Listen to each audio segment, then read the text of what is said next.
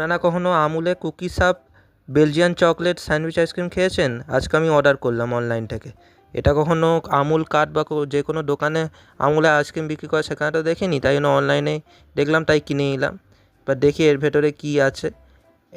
এমনি আমুলের আইসক্রিম তো, sandwich ice cream তো এর আগে খেয়েছি, যেটা আর একটা নর্মাল হয় আর একটা হচ্ছে ব্রাউনি, আর দুটোই চৌকো শেপের, কিন্তু এটা হচ্ছে কুকি মানে বিস্কুট শেপের, মানে কুকি স্যান্ডউইচ সাব। এটা খেয়ে দেখি কেমন লাগে। এটা পুরো গোল বিস্কুটের মতোই দেখতে, ওপরটা হচ্ছে চকলেট, ভেতরটা হচ্ছে চকলেট, বেলজিয়ান চকলেট আছে, লেখা আছে। এবার খেয়ে দেখি, একটু ভেঙে গেছে, খেয়ে দেখি কেমন লাগে।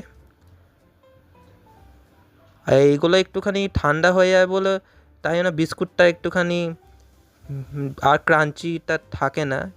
ক্রাঞ্চি থাকলে আরও ভালো হতো যে কোনো স্যান্ডউইচ আইসক্রিম।